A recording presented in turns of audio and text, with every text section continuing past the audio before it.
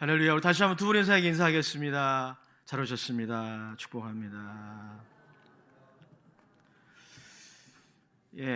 오늘 저는 본문 말씀을 가지고 다시 시작하는 섬김과 봉사라는 제목으로 말씀 나누겠습니다.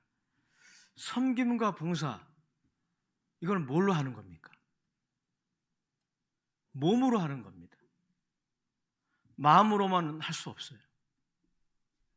마음과 몸이 같이 가야 되는 거죠. 근데 원래 마음과 몸은 이게 따로 움직이는 게 아닙니다. 같이 움직여요. 그래서 예수님께서도 내 물질이 있는 곳에 내 마음이 있다, 그렇게 말씀하셨습니다. 2022년도에는 그래서 성령님과 함께 이 섬김과 봉사를 더욱 회복하기를 원합니다. 우리의 몸을 하나님께 드리는, 하나님의 도구로 드리는, 더욱 드리는 그런 시간 되기 원합니다. 오늘 그것이 같이 나누고자 하는 핵심입니다. 프랑스의 신학자 메를로 퐁티라는 신학자는 아니고 철학자인데요, 이 사람은 몸의 철학자라고 그렇게 불립니다. 이 사람이 쓴 지각의 현상학이라는 그 책에 보면 굉장히 혁신적인 제안을 하고 있어요. 일리가 있는 제안입니다. 그게 뭐냐면 사람의 의식과 몸과의 관계에 관한 것입니다. 보통 서구 사회에서, 우리나라도 예외는 아닌데 서구 사회에서 사람들은 어떻게 생각합니까? 의식이 몸에 영향을 준다라고 그렇게 생각을 합니다. 그리고 몸보다 의식이 앞서간다. 그 의식이 몸을 이렇게 끌어가는 것이다, 이렇게 생각을 하시죠. 물론 여러분 맞는 말이기도 해요. 우리가 어떤 생각을 가지고 어떤 의식을 가지고 살아가느냐, 그것이 우리의 몸의 행동에 영향을 주겠죠. 그런데 이 메를로 퐁티에 따르면은 그 반대라는 겁니다. 사실은 우리의 몸이 우리의 의식에 영향을 준다는 것이. 구체적으로 표현하면 우리의 몸의 정위, 좀 어려운 말인데 우리의 몸의 위치, 시공간적인 그 위치가 우리의 의식에 영향을 준다. 그 의식이라는 것이 몸으로부터 나오는 것이다, 이렇게 주장을 했어요. 일리가 있는 것입니다. 예를 들어서 여러분들이 술집이 운집해 있는 그런 곳에 산다면 아마도 여러분들이 술꾼이 될 가능성이 많이 있어요. 다 그렇지는 않을 겁니다. 왜? 인간은 자신의 그 몸의 시공간적인 그 위치에 영향을 받거든요. 근데 저는 이 메를로 퐁티의 글을 읽으면서 우리의 영적인 좌표가 있다라고 생각이 들더라고요. 시공간적인 좌표. 여러분 이 자리에 지금 현장에 여러분들의 공간적인 여러분들의 정위는 이 예배 자리입니다. 예배 자리에 앉아서도 딴 생각할 수 있으니까. 그렇죠. 그러니까 이런 시공간적인 나의 몸의 위치만이 아니라 영적인 좌표, 그 좌표가 내가 어디에 있느냐, 그것이 우리의 의식에 영향을 준다라고 저는 그렇게 생각을 하고, 그것이 여러분 성경적이기도 해요. 그러니까 예수님이 내 물질이 있는 곳에 내 마음이 있다라고 하신 것이죠. 여러분들이 만약에 여러분들의 영적인 좌표가 하나님으로부터 멀어져 있다면, 하나님을 따라가긴 따라가는데 저 멀리서, 그게 여러분의 그 영적 좌표라면 여러분들의 그 의식은 거기에 영향을 받을 거예요. 반면에 여러분들의 영적 좌표가 하나님을 가까이 하는 그런 위치라면 여러분들의 의식은 또 거기에 영향을 받을 것입니다. 여러분들이 정말 하나님이 기뻐하시는 그런 생각들, 그런 긍정적인 생각들, 그런 선한 생각들을 많이 하기 원한다면 여러분들의 몸의 위치가 중요해요. 여러분들이 지금 어디 있는지, 여러분들의 시공간적인 좌표만이 아니라 영적인 좌표가 어디 있는지 점검을 해야 돼요. 그만큼 몸이 중요한 거예요, 여러분. 성경은 몸을 천대하거나 우리의 영혼과 정신보다 열등하다고 말하지 않아요. 그런데 이 성경이, 특별히 신약 성경이 쓰여졌던 1세기 팔레스타인 사회는 헬라 문화권이었습니다. 이 헬라 문화권에서 사람들은 어떤 생각을 했냐면 몸은 그 영혼보다 정신보다 비천한 것으로 그렇게 생각을 했어요.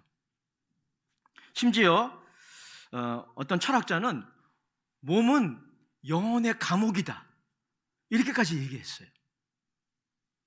영혼의 굴레다.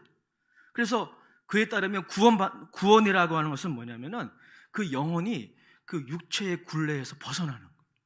이게 구원이다 라고 그렇게 말했습니다. 근데 여러분, 이것은 성경적이지 않은 몸에 대한 개념이에요. 성경은 그렇게 말하고 있지 않습니다. 그래서 우리가 성경의 몸에 대한 그 개념을 우리가 이해하기 위해서 고린도전서 6장 19절 20절을 보아야 합니다.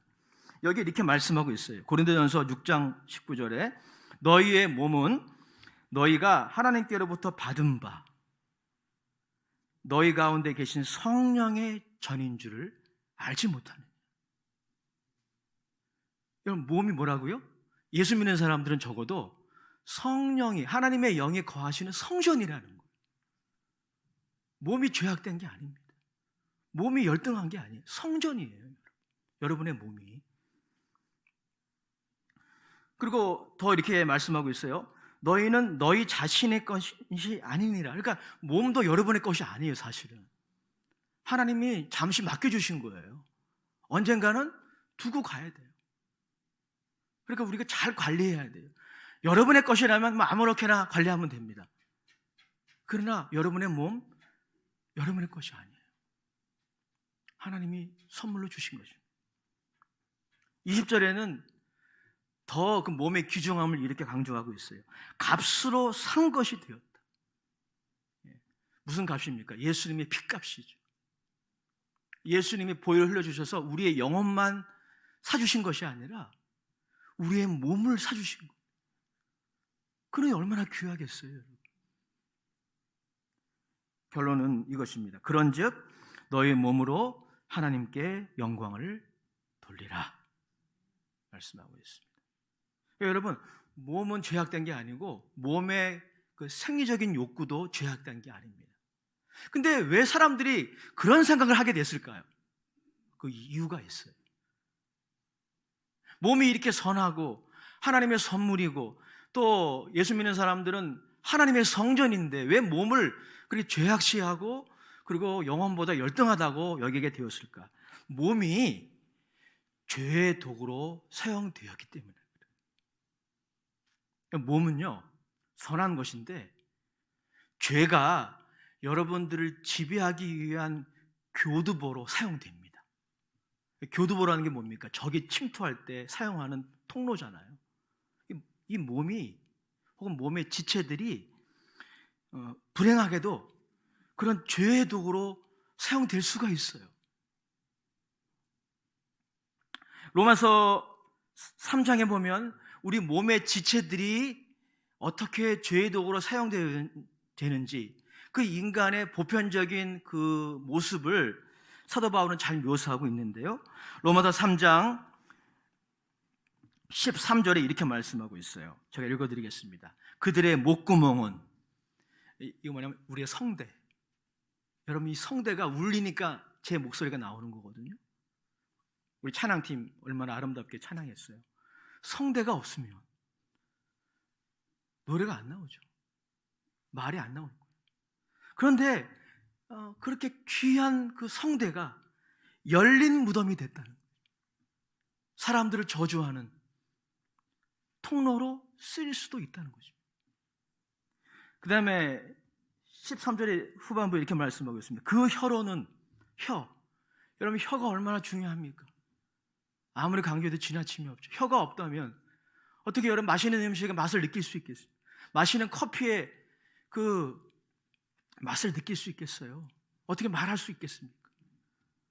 그런데 본문에 보면 인간의 보편적인 이 죄악상을 보면 혀가 사람들에게 거짓말을 하는 도구가 되어 왔다는 것입니다. 그렇게 될 수도 있다는 것이죠. 그 입술에는 독사의 독이 있고, 이 입술도 얼마나 중요합니까? 그런데 거기에 독사의 독이 머무는 그런 통로가 될 수도 있다는 것이죠. 그렇게 또 되어 왔다는 것이죠. 그 다음에 여러분 15절에 이렇게 말씀하고 있습니다. 그 발은 피 흘리는데 빠른지라. 여러분 발이 얼마나 귀합니까? 이렇게 일어나 서 있을 수 있다는 게 하나님의 은혜 아닙니까? 하나님의 은혜예요. 어떤 분은 평생 소원이 자기 발로 교회당에 걸어가서 예배 드리는 게 소원이란 분이 있대요. 그런 분이 계셔요. 그래 여러분, 이 발로 서 있을 수 있다는 거, 걸어갈 수 있다는 거, 하나님의 선물이 아닐 수 없습니다. 그런데 인간의 보편적인 죄악상을 보면 이 발이 피를 흘리는데 사람들을 공격하고 해를 주는 그 일에 쓰일 수도 있다는 것입니다. 또 그렇게 쓰여왔어요. 우리의 눈은 어떤가요? 우리 눈도 우리 몸의 귀중한 지체죠. 18절에 이렇게 말씀하고 있습니다. 그들의 눈앞에 하나님을 두려워함이 없느니라 함과 같으니라. 우리의 이 눈의 중요성에 대해서는 더 이상 말씀드리지 않겠습니다. 근데 이 눈도 하나님을 바라보고 그리고 사람들을 그런 축복하는 그런 눈이 될 수도 있지만 반대로 쓰임받을 수 있다는 것입니다. 우리가 눈 때문에 얼마나 범죄를 많이 해요. 만약에 우리에게 눈이란 게 없다면 아마 안목의 정역에 넘어가지 않을 거예요. 그러나 우리가 눈으로 많은 죄를 짓기도 합니다. 그래서 여러분, 이렇게 몸이라고 하는 게 선하고 하나님이 주신 선물이고 성령의 전임에도 불구하고 죄가 우리를 지배하라고 하는 교두보로 사용되어 왔고 되었기에 사람들이 생각하기를 몸은 죄악된 것이다, 더러운 것이다, 영혼보다 열등한 것이다 라고 생각하면서 몸의 중요성에 대해서 간과해 왔던 것입니다. 그러나 성경은 그렇게 말하고 있지 않습니다. 너희의 몸으로 하나님께 영광을 돌려라. 할렐루야. 너희의 몸으로 봉사해라, 섬겨라. 섬김과 봉사 몸으로 해야 되는 것입니다. 그럼 여러분, 우리가 어떻게 이 죄가 우리의 몸을 교두보로 사용하여 우리를 지배하라는 것을 막을 수가 있을까? 우리가 어떻게 우리에게 주신 이 귀한 선물을 하나님의 영광을 위해서 그리고 이웃을 축복하는 그 도구로 사용받을 수 있을까? 정답은 하나예요. 여러분의 몸을 하나님께 드려야 합니다. 그게 우리가 걸어갈 길이에요. 오늘 본문 12절 13절 이렇게 말씀하고 있습니다. 같이 읽어보겠습니다. 시작. 그러므로 너희는 죄가 너희 죽을 몸을 지배하지 못하게 하여 몸의 사욕을 순종하지 말고 또한 너희의 지체를 불의의 무기로 죄에게 내주지 말고 오직 너희 자신을 죽은 자 가운데서 다시 살아난 자 같이 하나님께 드리며 너희 지체를 의의 무기로 하나님께 드리라. 죄가 우리를 지배하지 못하도록 하기 위해서 우리가 소극적으로 죄와 싸우는 것도 필요하지만 더 효과적인 또 적극적인 대안이 있다는 겁니다. 그게 뭐냐면 우리의 몸을 하나님께 드리는 것입니다. 우리의 지체를, 우리의 눈, 우리의 혀, 우리의 성대, 우리의 두 발, 두 팔, 이것을 하나님께 드릴 때, 이것이 바로 여러분, 죄가 우리의 몸을 통하여 우리를 지배하지 못하도록 하는 긍정적인 대안이라고 하는 것이 사도 바울의 요지인 것입니다. 여러분, 여기서 하나님께 드린다라고 하는 이 헬라어의 표현은 의지적으로 그리고 결단하는 것, 의지적으로 결단하는 것을 의미해요.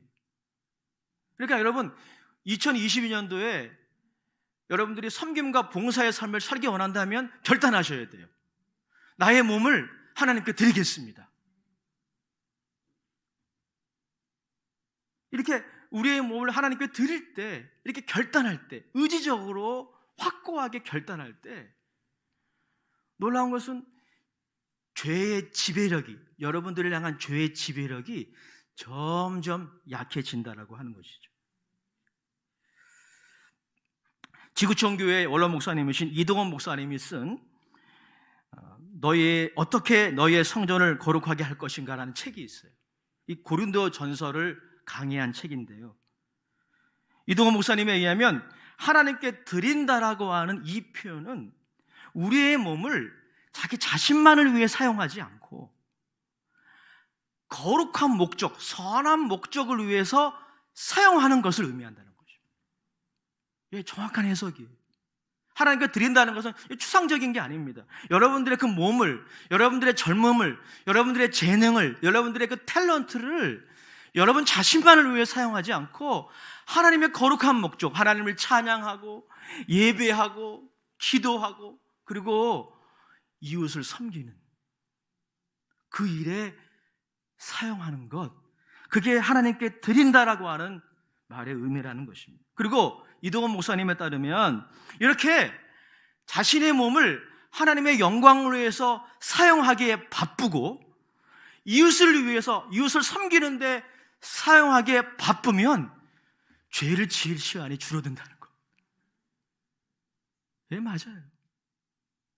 죄가 우리를 지배하려면 시간이 필요하거든요. 시간이 필요합니다. 근데 우리가 우리의 몸을 우리 자신만을 위해, 나와 관계된 것만을 위해 사용하지 말고 하나님의 영광을 위해서, 이웃을 축복하는 일을 위해서 사용하기에 바쁘면 죄질 시간이 줄어드는 거예요. 적극적으로 죄가 여러분들의 지체를 사용하여 여러분들이 지배하는 것을 막을 수가 있는 거예요. 여러분, 이탈리아에 가면 로마가 있죠. 로마에 바티칸이 있습니다. 그 바티칸에는 그 유명한 베드로 성당이 있어요. 그 베드로 성당 안에는 별관처럼 시스타나 성당이 그 안에 또한 있습니다. 이 시스타나 성당에 가면 그 천장이 하나의 그림이죠.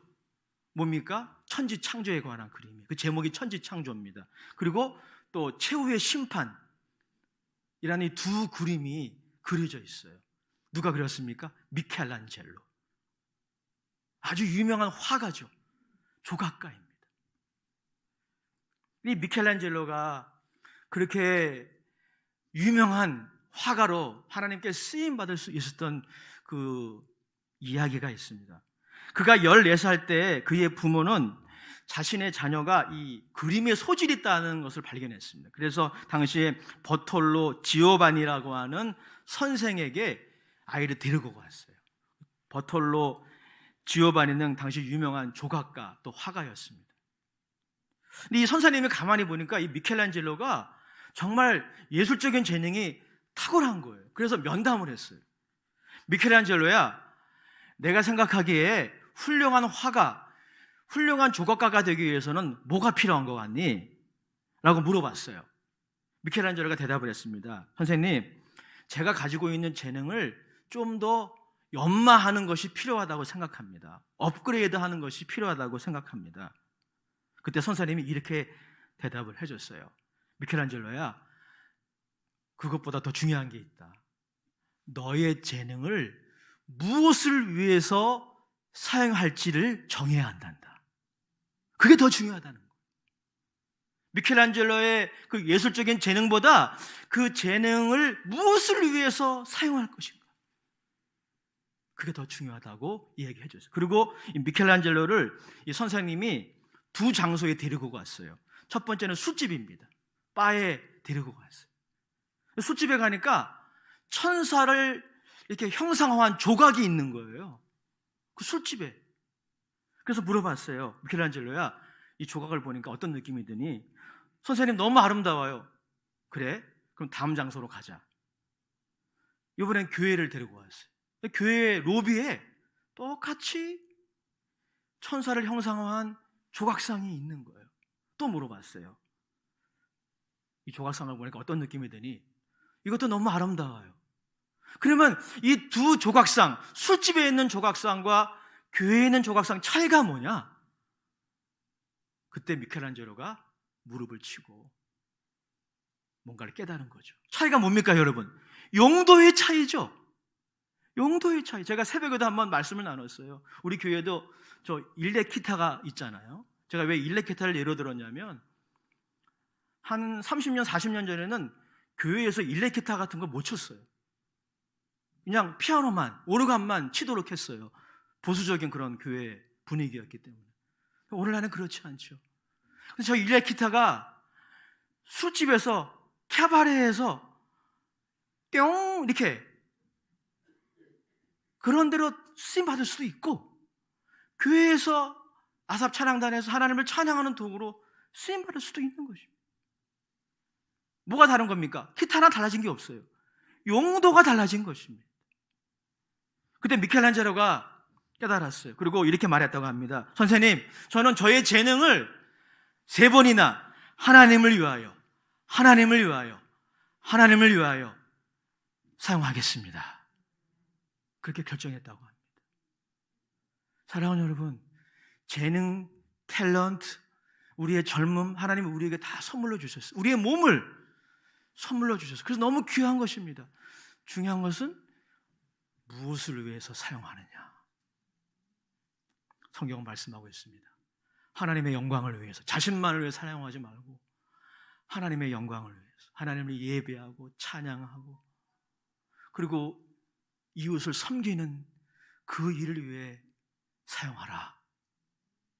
그러면 죄가 여러분들을 질질 끌려가려고 하는, 자꾸 과거로 퇴행시키려고 하는 그 지배력이 여러분들을 지배하지 못할 것이다. 14절에 이렇게 말씀하고 있습니다. 같이 읽어보겠습니다. 시작. 죄가 너희를 주장하지 못하리니 이는 너희가 법 아래 있지 아니하고 은혜 아래 있습니다. 죄와의 싸움에서 승리하기 원하십니까? 육체의 정욕과 안목의 정욕과 이 세상 자랑이 여러분들을 지배하라고 하는 그 싸움에서 승리하기 원하십니까? 그렇다면 여기에 긍정적인 대안이 있는 거예요. 여러분들의 몸을 하나님의 거룩한 목적을 위해 기꺼이 사용하십시오. 과감히 사용하십시오. 그렇게 결단하십시오.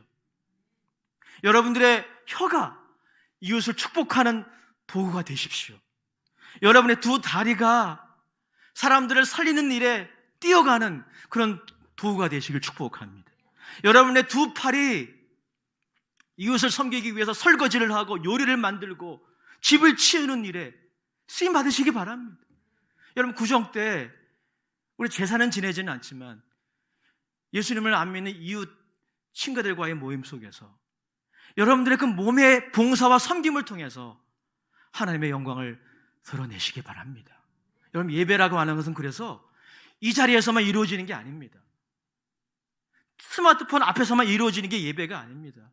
예배의 현장은 우리의 삶입니다. 우리의 삶 속에서 우리의 몸을 가지고 하나님께 영광을 돌리고 봉사할 때 여러분들의 그 성대를 그렇게 사용하십시오.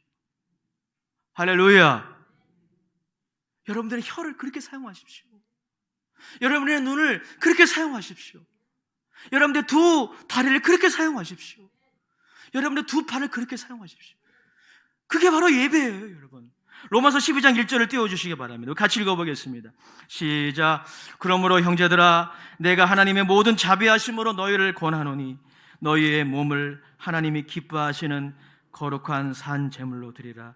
이는 너희가 드릴 영적 예배니라. 영적 예배가 있다는 거예요. 영적 예배가 어떤 예배일까요? 신비스럽고 어떤 그런 뜨거운 감격이 있는 예배만이 영적 예배일까요? 그렇지 않아요. 우리의 몸을 사용해서 하나님께 영광을 돌리고 이웃을 섬기는, 이게 바로 하나님이 받으시는 영적 예배라 말씀하고 있습니다.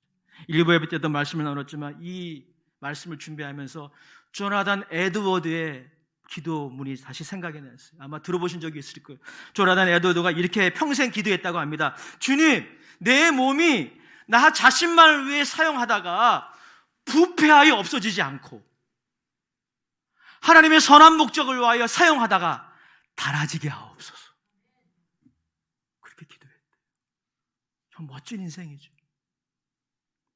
그게 바로 몸으로 봉사하고 섬기는 인생입니다.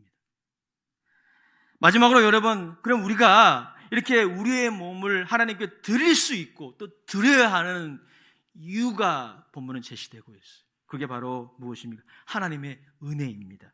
우리 로마서 6장 14절 말씀 같이 다시 읽겠습니다. 시작. 죄가 너희를 주장하지 못하리니 이는 너희가 법 아래 있지 아니하고 은혜 아래 있습니다. 13절도 다시 한번 읽겠습니다. 시작. 또한 너희 지체를 불의의 무기로 죄에게 내주지 말고 오직 너희 자신을 죽은 자 가운데서 다시 살아난 자 같이 하나님께 드리며 너희 지체를 의의 무기로 하나님께 드리라. 우리가 우리의 몸을 하나님이 기뻐하시는 거룩한 산제사로, 그리고 오늘 성경에 나와 있는 것처럼 의의 무기로 하나님께 드려야 하고 드릴 수 있는 이유가 있어요. 무엇입니까? 하나님의 은혜 때문이에요. 무슨 말입니까? 우리가 우리의 몸을 하나님께 드렸기 때문에 구원받은 게 아니라는 겁니다. 그거는 율법이죠. 그렇지 않아요. 반대입니다. 예수님이 그 몸을 여러분들 위해서 드렸기 때문에 구원받은 것입니다. 그분이 자신의 생명을 자신만을 위해 사용하지 않고 하나님을 위하여, 저와 여러분들을 위하여 다 사용하시고, 그래서 우리가 구원받은 것입니다. 우리가 우리의 몸을 하나님께 드려서 하나님을 기쁘시게 했기 때문에 구원받은 게 아닙니다. 하나님의 은혜로 구원받은 것입니다. 우리는 하나님의 은혜로 구원받아 어떤 존재가 되었습니까? 따라합시다. 죄에 대하여 죽고 하나님께 대하여 살아있습니다. 이런 존재가 됐어요. 죄에 대하여 죽고 하나님에 대해서 산 존재 되었습니다. 무슨 말입니까? 우리가 예수 믿고 구원받을 때 하나님의 생명이 우리 안에 들어온다는 것입니다. 이 하나님의 생명을 다른 말로 성령이라고 말하는 것입니다. 그래서 여러분, 예수 믿으시면 성령님이 여러분 안에 계신 거예요. 여러분 안에 임재해 계신 것입니다. 하나님의 생명, 부활의 생명이 여러분들에게 주입된 것입니다. 그래서 여러분, 우리는 그 성령의 능력에 의지하여 우리의 몸을 하나님께 드릴 수 있고 우리의 몸을 하나님의 거룩한 목적으로 사용할 수가 있는 것입니다. 베드로 전서 4장 10절 11절에 이렇게 말씀하고 있습니다. 우리 같이 읽어보겠습니다. 시작. 각각 은사를 받은 대로 하나님의 여러 가지 은혜를 맡은 선한 청지기 같이 서로 봉사하라. 만일 누가 말하려면 하나님의 말씀을 하는 것 같이 하고 누가 봉사하려면 하나님이 공급하시는 힘으로 하는 것 같이 하라. 이는 범사의 예수 그리스도로 말미암아 하나님의 영광을 받으시게 하려 함이니 그에게 영광과 권능이 세세 무궁하도록 있느니라. 우리가 예수 믿음으로 말미암아 죄에 대하여 죽고 이제 자기 중심적으로 살아갈 인생이 아니라는 거예요. 이제 우리 안에 성령이 계시고 하나님께 대해서 살아난 존재가 되었다는 거죠. 우리의 몸을 하나님의 영광을 위해서, 이웃을 섬기기 위해서 드릴 수 있는 그런 존재가 됐다는 거죠. 2022년도에 섬김과 봉사를 회복하되 오늘 본문에 말하고 있는 것처럼 성령님을 의지해야 합니다. 누가 말하려면 하나님이 말씀을 하는 것 같이 하고 누가 봉사하려면 하나님이 공급하시는 힘으로 하는 것 같이 하라. 여러분 안에 계신 성령님, 그분이 여러분들에게 주시는 그 은사를 따라서, 성령님이 여러분들에게 공급하시는 그 사랑의 능력을 따라서 올해는 여러분의 몸을 더욱 하나님의 영광을 위해, 이웃을 섬기는 일을 위해 사용하시기 바랍니다. 축복합니다. 아버지 하나님, 그러한 한 해가 되게 하여 주옵소서. 예수님의 이름으로 축복하며 기도합니다. 아멘. 찬송가 408장